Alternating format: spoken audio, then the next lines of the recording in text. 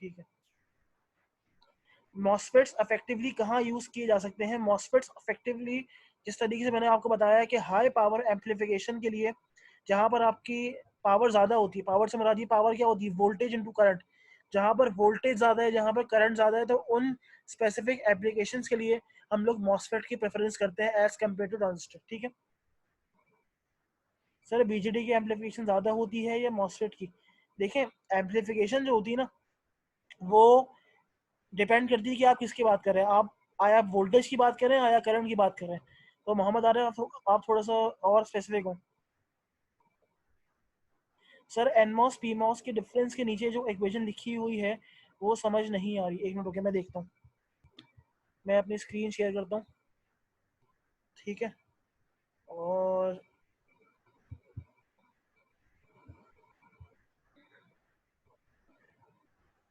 Screen नज़र आ रही है मेरी?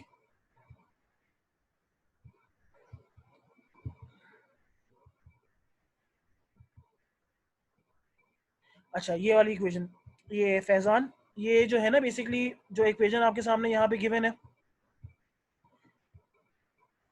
ठीक है, ये इक्वेशन जो यहाँ पर आपके सामने गिवन है ना, ये है थ्रेशोल्ड वोल्टेज की। अच्छा, अगर आपको याद हो, मेरे पास ट्रांजिस्टर के अंदर जो थ्रेशोल्ड वोल्टेज था वो ये था कि मुझे VBE जो है वो 0.7 से ज़्यादा करना था। सही है, तो अब वो VBE 0.7 वाली वैल्यू कहाँ से आ रही थी? वो भी किसी ना किसी मैथमेटिकल रिलेशन, कोई ना कोई मैथमेटिकल चीज़ है जिस वजह से आ रही होगी ना वो। तो मॉसफेट के लिए जो मेरे पास थ्रेशोल्ड वोल्टेज डिटरमिन कर रहा होता है, वो बेसिकली ये फॉर्मूला है जो बता रहा है कि आपका थ्रेशोल्ड वोल्टेज किस लिहाज से होगा। तो थ्रेशोल्ड वोल्टेज का जो फॉर्मूला है वो है VTO। एक मिनट,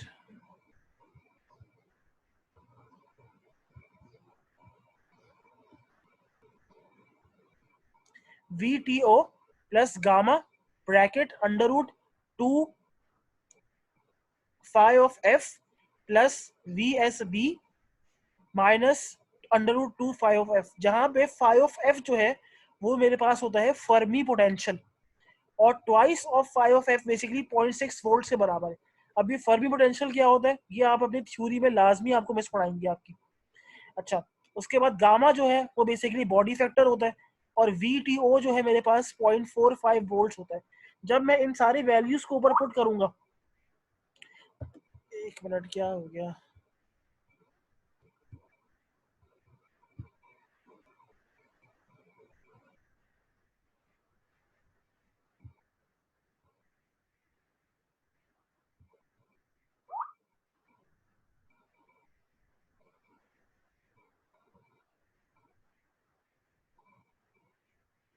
अच्छा, बता रहा हूँ, एक मिनट फैजान, एक मिनट रुक जाओ, इधर इनको मैं ज्वाइन करा दूँ, फिर मैं आपको बताता हूँ। ठीक है, सब ज्वाइन हो गए। अच्छा फैजान, VSB जो है ना, जहां पर S जो है मेरे पास सोर्स है, और B मेरे पास है बल्क या बॉडी। सही है, अब यहाँ पर VSB जो है ना, बेसिकली हमने शुरू में जिस तरीके से बात की कि मेरे पास मॉसफेट के अंदर चार टर्मिनल्स होते हैं, gate, drain, source and bulk या बॉडी। तो जाहिर सी बात है कि इन चारों पॉइंट्स के दरमियान कुछ ना कुछ पोटेंशियल डिफरेंस भी होगा। तो जो VSB वाली टर्म है, ये भी एक सर्टेन कांस्टेंट होती है, मैं आपको यहाँ बता नहीं पाया, बट वो ये कि मैं यहाँ लिख भी दूंगा अभी थोड़ी देर में ना। ये VSB जो है ना वो है सोर्स टू बल्क का वोल्टेज, ये भी मॉसफेट्स के लिए कांस्टेंट होता है। तो जब ये सारी चीजें आ जाएंगी तो आपके पास आपका थ्रेशोल्ड वोल्टेज जो है मॉसफेट का वो भी आ जाएगा। आई होप कि फैजान आपको क्लियर हो गया होगा।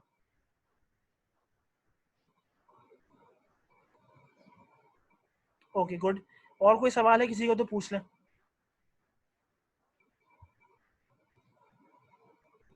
हाँ, सोर्स और बल्ब तो कनेक्टेड होता है, बट सोर्स और बल्ब जो हमने कनेक्ट किया हुआ है ना, वो हम लोगों ने इस तरीके से कनेक्ट किया हुआ है कि हमने ये कह तो दिया कि दोनों कनेक्टेड है। नहीं, वोल्टेज जीरो तो होगा, बट ऑब्वियस सी बात है कुछ ना कुछ मिली वोल्ट्स तो आ रहे होंगे ना, एग्जैक्ट जीरो नहीं होता। वो हम लोगों ने जबरदस्ती कनेक्ट तो करवा दिया, बट जबरदस्ती कनेक्ट करवाने से ये नहीं होता कि वोल्टेज जो है एग्जैक्टली जीरो हो जाए। कुछ ना कुछ माइन्यूट पोटेंशियल्स एग्जिस्ट लाजमी करती हैं। तो यहाँ पर क्योंकि थ्रेशोल्ड वोल्टेज, मैं आपको एक बात बताता हूँ, थ्रेशोल्ड वोल्टेज जो है ना बेसिकली, वो VT जो है that is normally equal to VTO। VT जो होता है ना वो ज्यादातर 0.45 या 0.5 के करीब होता है। और ये क्यों होता है? इसलिए होता है क्योंकि ये जो VTO वाली टर्म है ना, नहीं थर्मल नहीं बेटा, ये थ्रेशोल्ड है। ये बल्क या बॉडी जो है इसे हम सबस्ट्रेट भी कहते हैं, हाँ इसको सबस्ट्रेट भी कह सकते हैं, बिल्कुल गुड। अच्छा, आपकी एक और बात ये कि थर्मल और थ्रेशोल्ड में क्या फर्क होता है? थर्मल वोल्टेज अलग होता है, थ्रेशोल्ड वोल्टेज अलग होता है। थ्रेशोल्ड वोल्टेज बेसिकली वो एक समझो कि बाउंड्री वोल्टेज है, जिसको जब तक आप क्रॉस नहीं करेंगे ना, आप कंडक्शन मोड में एंटर नहीं हो सकते। सही है। और threshold voltage is something else. एक मिनट, सही है, ये चीज हो गई। अच्छा, मैं इनका जवाब देता हूँ मोहम्मद आरिफ का।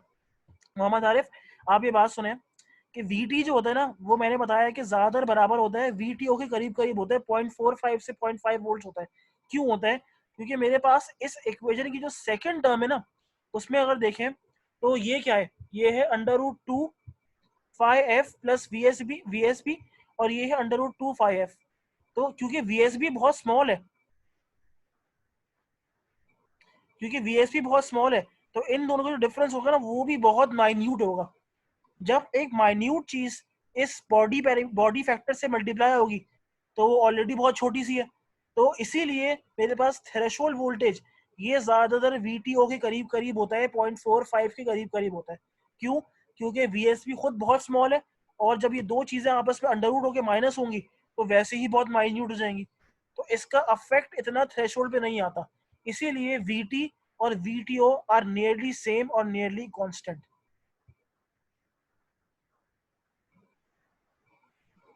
गुड। और कोई सवाल है किसी का तो पूछ लें। जी पूछें पूछें।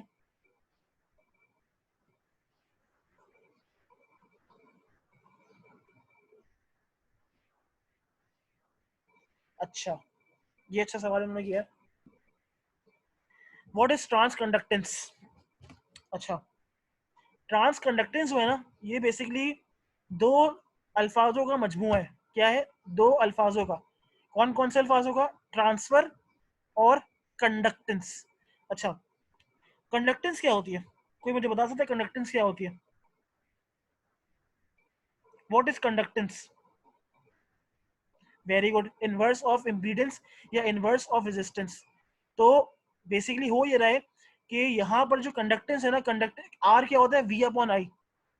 तो कंडक्टेंस क्या होगा? I upon V. तो ये बेसिकली आई अपॉन वी का जो एक ट्रांसफर कर रहा है इनपुट और आउटपुट के दरमियान, this is called your transconductance parameter K N prime. क्योंकि ये क्या कर रहा है? इनपुट से वोल्टेज लेके उसको एक आउटपुट एम्पलीफाइड वर्जन में दे रहा है। सही। एक मिनट आप लोग रुकिएगा जरा।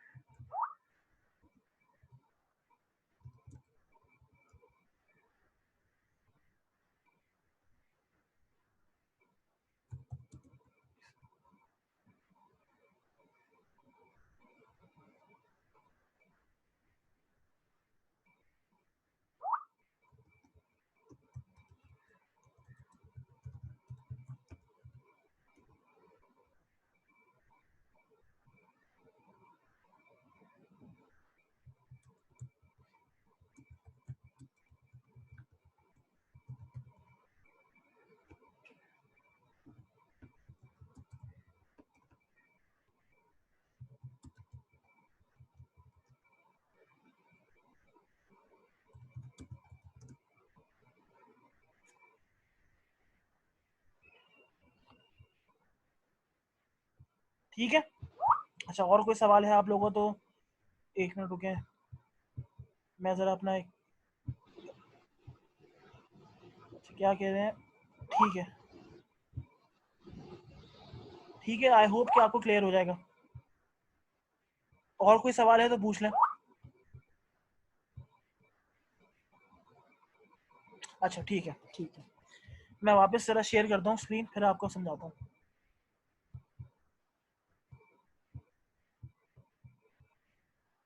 अच्छा भाई, अब हमारे पास 3 रीजन होते हैं ऑपरेशन के, ठीक है। एक है मेरे पास कट ऑफ रीजन, एक है मेरे पास ट्रायोड रीजन, और तीसरा है मेरे पास सैचुरेशन रीजन। एक मिनट। अब ये ट्रायोड रीजन जो है, ये बेसिकली क्या है, इस रीजन के अंदर मेरा ट्रांजिस्टर जो है वो as an close path exist कर रहा है। अच्छा, मैंने आपको शुरू में बताया था, अगर आपको यहाँ याद हो, कहाँ गया ये डायग्राम, अगर आपको याद हो, ये वाली बिल्कुल ट्रांजिस्टर है। ट्रांजिस्टर को हम किस उससे रिप्लेस करते हैं, एक स्विच से और एक रेजिस्टर से। जब ट्रांजिस्टर कंडक्ट करेगा तो ऑब्वियस सी बात है कि वो एक क्लोज पाथ, साथ में क्लोज पाथ के साथ सीरीज में एक रेजिस्टर भी लगा हुआ है। तो जब भी ट्रायोड रीजन को हम कहते हैं रेजिस्टिव रीजन, क्यों? क्योंकि जब क्लोज पाथ है, जब transistor as a close switch act कर रहा है, तो वो एक सिंपल क्लोज स्विच नहीं है, साथ में एक रेजिस्टर भी लगा हुआ है। और रेजिस्टर की क्वालिटी क्या होती है, ओम्स लॉ। जब आर की वैल्यू कांस्टेंट है तो अप्लाइड वोल्टेज जो होगा ना, जितना वोल्टेज ज्यादा होगा उतना ही मेरे पास करंट का फ्लो ज्यादा होगा। तो इस रीजन को हम लोग रेजिस्टिव रीजन कहते ही इसलिए क्योंकि मेरे पास सीरीज में एक रेजिस्टर लगा हुआ है। सही है। हाँ, वीटी की वैल्यू फिक्स होती है असदुल्ला। ये टास्क, हाँ मैं अभी टास्क तो मैंने समझाया नहीं है, मैं टास्क समझाता हूँ आपको। ये फैजान ने बहुत अच्छा सवाल किया था, I really appreciate, very good Faizan, शाबाश, आपका सवाल बहुत अच्छा था और मुझे बहुत पसंद आया कि आपने इतनी डेप्थ में जाके पूछा, गुड। किसी और का कोई सवाल है? हाँ बिल्कुल बिल्कुल बिल्कुल, आपकी बात बिल्कुल सही है इसमें। ट्रांस कंडक्टेंस के आगे जो लिखा, ये क्या, किस किस तरफ फैजान?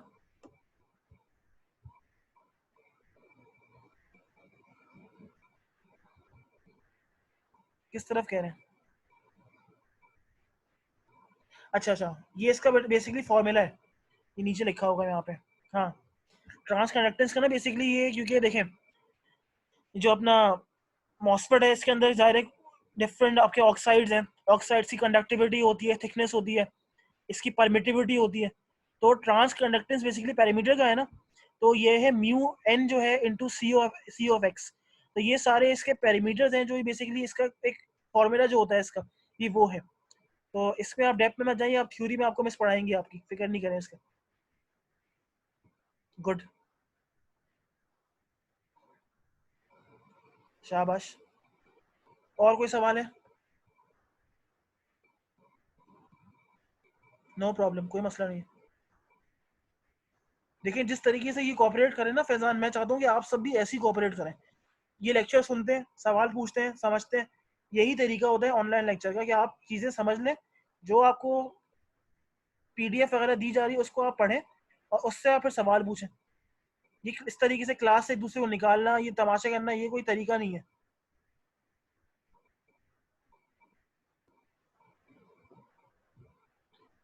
कुछ एलिमेंट्स हैं क्लास में जो जो है ना सबको तंग कर रहे हैं, मैं काफ़ी टाइम से नोट कर रहा हूँ ये।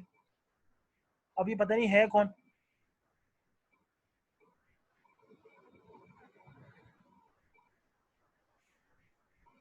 अच्छा, और कोई सवाल है किसी को तो पूछ लें।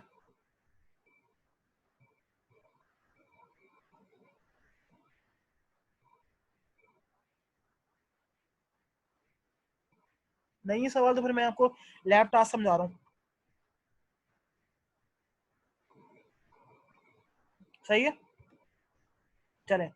अब लैब टास्क में करना ये है आपको कि सिंपली जिस तरीके से आपने, अगर आपको याद हो आपकी प्रीवियस लैब के अंदर हम लोगों ने ट्रांजिस्टर का आईवी कर्व निकाला था, बिल्कुल वैसा ही करना है।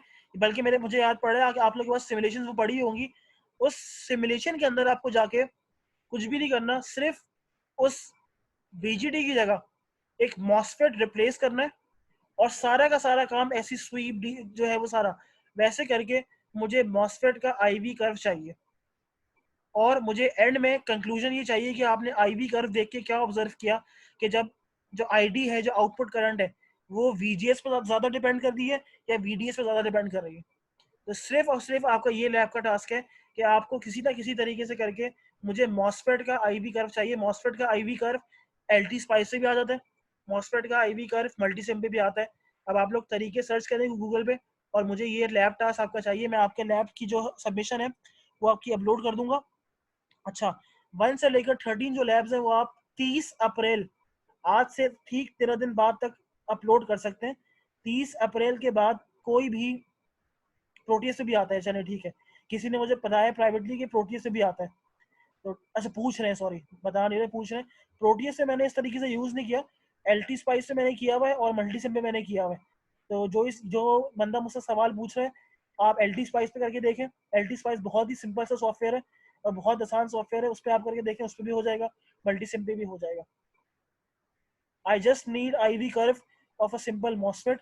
मॉसफेट आपके पास बेतहाशा है, IRF 540 है, IRF 730 है, बहुत सारे मॉसफेट हैं जो अवेलेबल है, तो आप कोई भी यूज कर सकते हैं उसमें से, ठीक है। नहीं नहीं नहीं मेरे भाई, सब जमा करवानी है। आई थिंक अभी आपको क्लियर नहीं है। जी जी, देखिए होगा इस तरीके से कि मैं लैब 1 से लेकर लैब 13 तक सारी की सारी लैब मैनुअल जो है ना वो सबमिशन डाल दूंगा उसकी LMS पे। जिसकी जो लैब चेक्ड है वो सिर्फ और सिर्फ उसके कवर पेज डालेगा, क्योंकि नंबर मुझे आपके वेरीफाई करने हैं। और जिसकी जो लैब अनचेक्ड है वो पूरी की पूरी लैब डाल देगा, तो वो मैं चेक कर लूंगा। नहीं, हैंड रिटन होगा सर, ये कर्व हैंड रिटन होगा, ये सॉफ्टवेयर बेस बेटा, हैंड रिटन क्यों होगा? हैंड रिटन तो आपका सारा वो काम होगा जो आपने खुद लिखना है। मुझे एक प्रॉपर सर्किट चाहिए, उसका IV कर्व चाहिए, और ये काम आप लोग ट्रांजिस्टर में भी कर चुके हैं, IV कर्व निकालना, तो उसी के रूल्स को फॉलो कीजिएगा।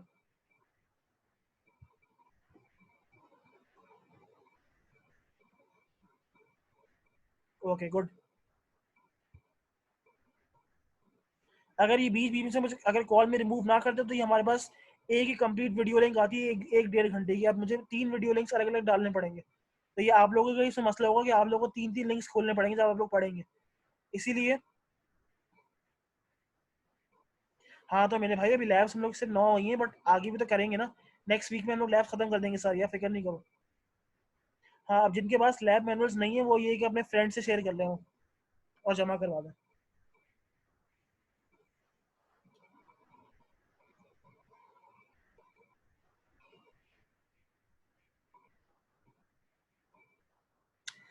ID डिपेंड करता है VGS पे भी, ID डिपेंड करता है VDS पे भी। जैसे आप यहाँ ग्राफ पे अगर देखें, इधर देखें, बट VDS के जैसे जैसे मैं VDS इंक्रीज कर रहा हूँ, ID कुछ लम्हे बाद इंक्रीज होकर कांस्टेंट हो गया, तो डिपेंड तो दोनों पे कर रहा है, बट VGS इसको इम्प्रूव करने में या इंक्रीज करने में ज्यादा रोल अदा कर रहा है as compare to simple VDS। सही है असदुल्ला?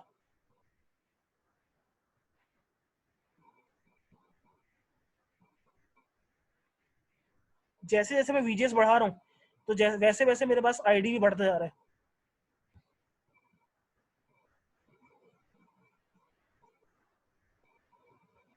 ठीक है। और कोई सवाल है किसी को तो पूछ लें, फीमेल्स खवातीन हजरात को कोई सवाल है?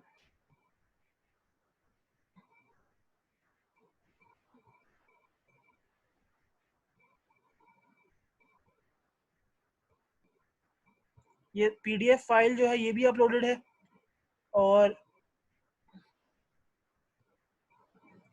अच्छा आपको तो पूरा लैब ही कराची में रह गया फल्ला। अच्छा, तो सैफ रहमान आपने किसके साथ ग्रुप में काम किया था? कौन था आपका ग्रुप मेंबर?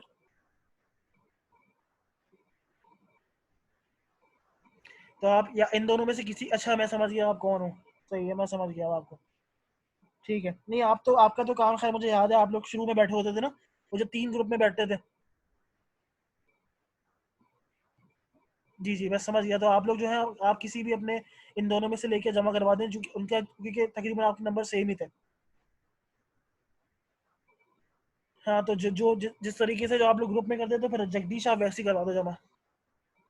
अच्छा, प्रोजेक्ट के बारे में ये है कि जो आप लोगों ने जमा करवाए थे ना अपने प्रपोजल्स, वो हार्डवेयर बेस्ड है।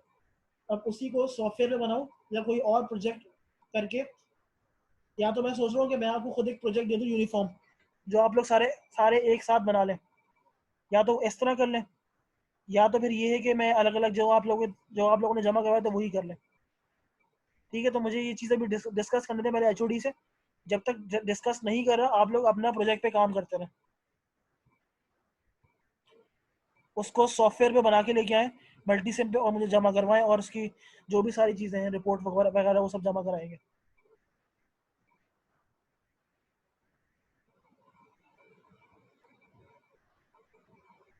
ओके, ठीक है जगदीश।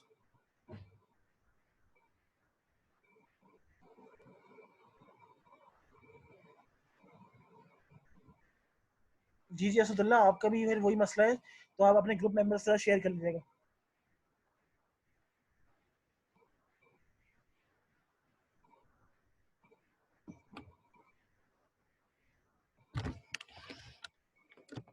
सही है, कोई और सवाल है किसी को तो पूछ लें।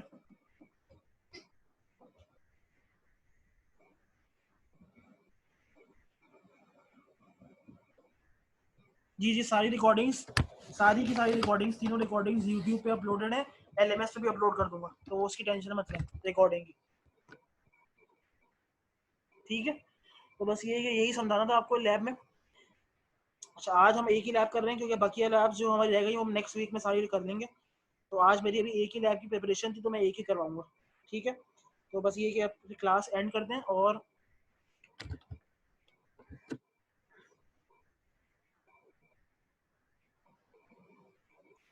प्रोजेक्ट कितने मार्क्स का है? प्रोजेक्ट आपका था 40 मार्क्स का।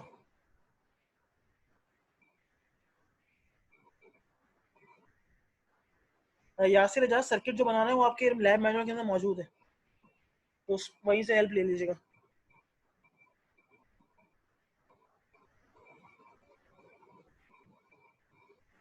फाइनल लैब का भी डिसाइड नहीं हुआ, फाइनल लैब जब डिसाइड होगी तो मैं आपको बता दूंगा।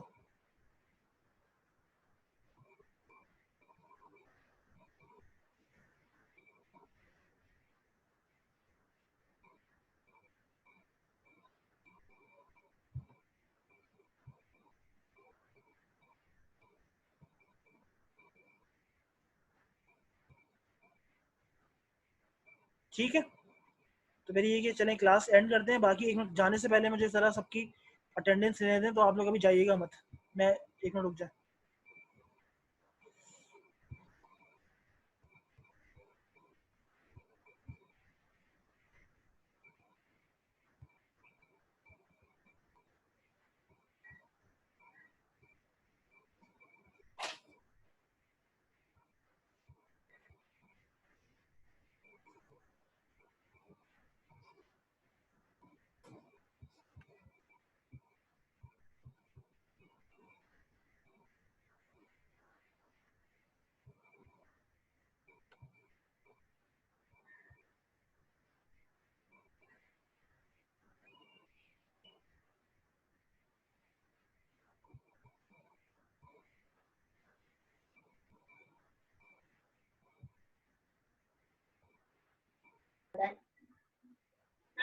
आप बताओ, आप कौन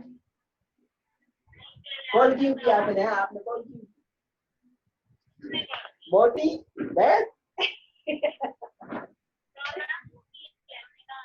आपने क्यों उठाई फिर? है? तो क्यों उठाई? आपने उठाई क्यों, ये बता दो।